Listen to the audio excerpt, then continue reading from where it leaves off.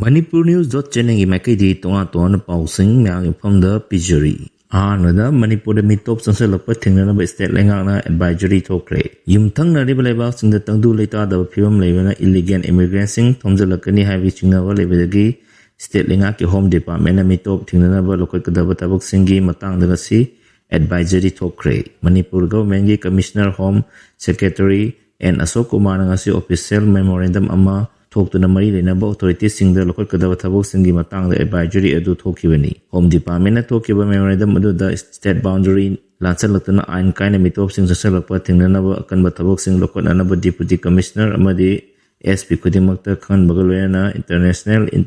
Interstate Amasung Interdistrict boundary sing the Mikup Nahum sing the Tabak local Nabakan ki Karigamba mitop ni Haina Sinava Yoi Tinarabadi Kutak report Tobolena biometric Amadi biometric logdana detail khangtok na bakhan magaloina na sigum machine ase thenarabadi makhoi bu mafam chana sangjapam pina na ba aduga makhoi bu section thamdana local machine ga punsen akidana ba thabok lokol kadabani ase kumba illegal immigrants masak sab chana khangtok ba matung makhoi bu maram damda halan kadabani hairi illegal migrants leramgani jingnaba mafam sing da check tawgi thabok sing chathana ba district police ki members sing yaw district level committee sing linkhatna ba su dc sing da khangalakli Loina border pass 16 gi makada exit amasung entry gi thabok sing deputy commissioner sing na kumna monitor tabo loina lona sasalapo singi khongul liba amadi kyam kuina leram labage habagi matang da yingsin nabagi thabok district police ki khutang da sathana basu khangali illegal migrants check tonabo sem sabo district level task force kudimak district adugi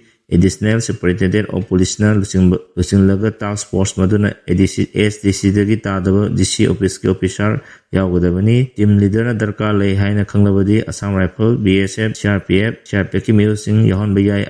amadi biometric staff sing yahon nanaba advisory edu da palli makha tabo update amada yellow furup sing punsan duna mapangi sakti sing thenaba matam oire MP Asem Sana Jawa Manipur gi makai kya dagi illegal immigrants na landarakli haiba wafam Rajya Sabha gi MP oiriba nithau Sana Jawa le sem bana phongtok ladana asigum film asida landam asigi yellow furup sing amata oina punsan duna mapangi sakti sing thenamina matam oire hairi MP nithau Sana Jawa le sem bana mahak official X account da thadorakpa Warolda ekoi ga yumthang na ribe station maru ina Assam Mizoram Nagaland amasung Tripura da yumthang na balebak sing Myanmar amasung Bangladesh gi masing thingam draba sasalakeba illegal foreign migrants sing bu masak kangtoktana maram da halan khinabagi akan batabok sing lokali Assam lenga na state asida leriba illegal immigrants sing masak kangtokpagi akan batabok lokal pagalena miyoi kya maram da halan ba hokre hokiba sahi tara asida Assam da masing thingam draba yumthang na balebak sing dagi ain kaina chansalakeba illegal immigrants sing gi masing asuki matik yam kalaktuna Assam da Hindu sing minority tarapagi phibam lakle haina Assam chief minister Hemant Biswa Saramana phongtokiba wafam ningthau le sema Sana Jawana nahongna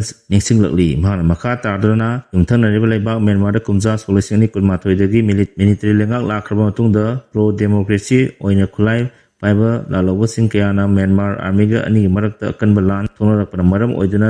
leibak asidagi masing thingam draba Myanmar national kaya yumthang na riba Manipur da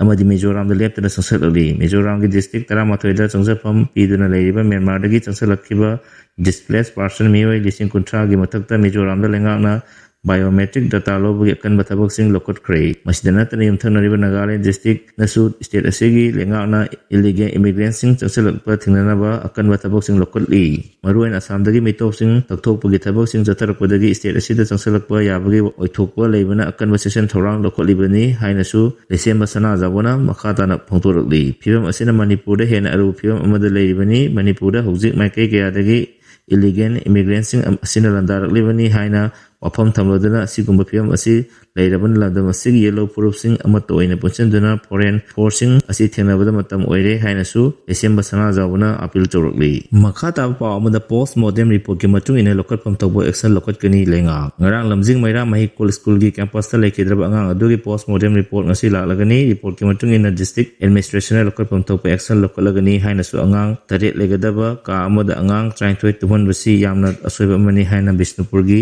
ADM ADM Toijam Open Drone Pungtokre. Afam asing asi Kumbi Kendragi Saitonda Label Lamjing Maira 6 Tamliu Mahire Ama School Campus da Lekidro Matung ADM na lusingbu team Amon School Amadi boarding yang sinba lakpada Pungtokibani. ADM na lusingbu District Administration gi staff sing na school adu like tampong ka sing Amadi boarding gi tampong ka yang sinki boarding da leramba angang sing wari sanabada boarding da lebagi matang da wa hangki asigi matakta ADM asina school asigi founder da school building gi capacity yang laga angang loksinarwa yatang piki tungda lekidraba mayre asigi Pogauksau ikai maya likai da leba mayum da sangduna district administration gi makai da gi kudaki oiba sel gi mateng piki loinana misi asigi matang da seng gi baje asigi miyoi singasu unaki Panbaya abdi ngarang ayu angan ba ayu pung mari rom tarak pada Saiton Ward number 2 da leba Lamjing Maira Mahikol School gi boarding gi campus Hauba Gulmahor pambi amada masagi sahi tararam tangai ba angang ama thori yan bani haiduna leram bani mahapu thena bami sina kokta gi PS sida pokat ki adu ayu pung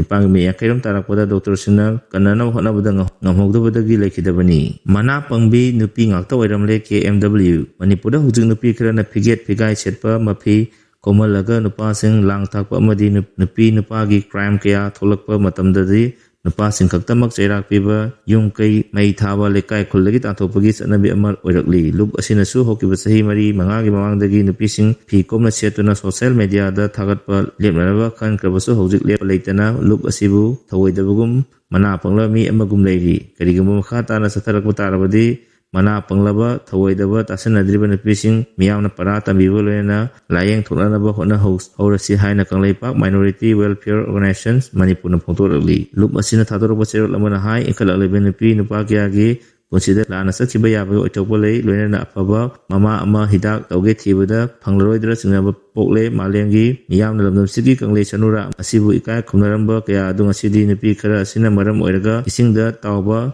Kauksing amagum unarakpagi matsak ohele. Masih irepa ilam da masigi mangjabani hana lup asigi wakal taminakraba isesel karana handak nauna mausagum pijet pigai selaga video da upload tarulibasi laibak tibani mara laiba nupi nupa animak warak lagasu ayamba matamdadi nupi di ikai kumnagadabani haiduna makoigi aranbasu namsillaga nupa kakdada arama tahanduna makhoi bulekai dagi tatokpa phuba saiba tawba kya su thokli masidana tana nupi nupa makal kya crime su lepolaitana thokli maram asina nupi kharana amuk phi komna selaga social media da viral sanaba kya wanaba leptri asigumba kya si makatana tatharalabadi not culture phijet sakcheta malengi lebak suna ikai kumnariba iramda masi miyamna tumit kangum urakpasu yai afaba nupi sing masing yamna putopa ngamnawidamakta lup asina sahi kudingi lingthoi nganbi kanglei sanurai award piduna lakli masigi wana tena bada nupi karana social media da video upload tawduna viral chanaba honarli basi laibak tibani lup asina haning libadi fijet pigai setuna viral chanaba wanabi mohta afaba mama mapa afaba ise isal oiduna viral chanaba honabiyu Haijaningi lebaki luraba tanja asida athawbasing soi ngamdanaba thongnibagi mahuta reels video namdana laithokpa asi athawbasing adubu usitibra hangningi kanglebaki luraba tanja asida ise isal kya gi milugi pirang tethokna bidamukta athawba kya ama leiri haibasi kaudaba phai ngasi haiba numisidagi ise isal singna aphaw makaida viral sanaba onabuga loina iramda masi chakwanaba honaminasi lamda masigi athawbi kyana iramda masigi fajakraba nakki fijet fijol kya asi yokhatnaba honarabasu makoi kharana aranba makaida pukhinaba honaribasi wakal taminaba mathau tare malemda khwaidagi nupi sing ikai khunaba leba ama oiriba iramda manipur asini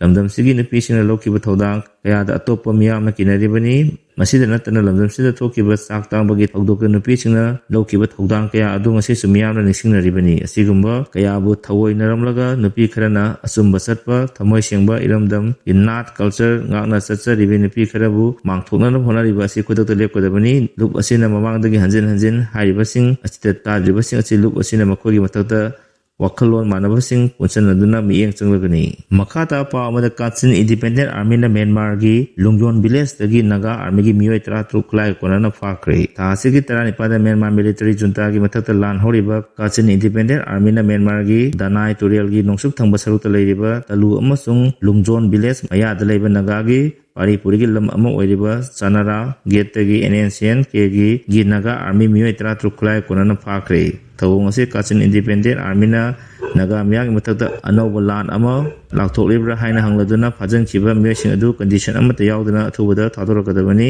haina naga student organization thadorakba chairol amana hai chairol asina makha tan haribana Kachin Independent Army na sathakiba thawung adu naga singi patient amasung restraint adu test toribra Kachin Independent Army na naga singi mathakta khanaba hobagi thawung ase akan mangda condemn tawi phajan kiba naga army sing adu makoidagi phakiba khulai sing adu konana athu matamda condition amata yaudana thadorgadabani karigamba phajan kiba naga army sing adu gi mathakta khudong thiba thokpa natraga thengthaba tawrabadi hakthengna ukhanaba asi hena sauthoknaba honaba thawung amani haina logani Kachin Independent Army na makha tana naga singda asawba pot onabagi thawung jathariba asi naga sing amasung Kachin singgi marakta pamdaba thawdo sing tholakpa tarabadi madugi daita punamak Kachin singna pugadabani naga singi dignity freedom amasung sovereignty da singnaba pirakpasing kaidonungda khangduna leiroi Kachin singna makoina sathariba arama thawungsing adu chumthokadabani haibagi thajabasu lei ekhogi miyos ki nai taba amasung namthak tawagi thawungsing asina kaidonungda shanti purappa ngamloi haina su pungtoki pausina makata na haribana Myanmar military coup chathakraba matung naga civilian sing maruina mahiroi gold mine worker employee amasung health care gi satok jasin tawriba singda khudong chadaba kaya mayoknari Myanmar da Kachin Independent Army amasung naga singi marakta thoningdaba thawdok kaya thokliba asigi mari lena mamang sahida lehedagi delegation ama takhet naga village da chatuna Kachin Independent Army gi makok thongba official singna unadana warashin ama puruknaba honaki adubu lalo asigi maikaidagi madugi ayaba adu piramkhide July 19 da thawdok adubu breaking point ama oina leiriba Janarada naga army gi mathakta ambush tawduna makoising adu phakibani hairi hojik pabu ne marui pau pizab matang astilo jere makhata babde kidamang mayam punangai minasi loina channel asibanuk sibiduna like amade subscribe tawbiramu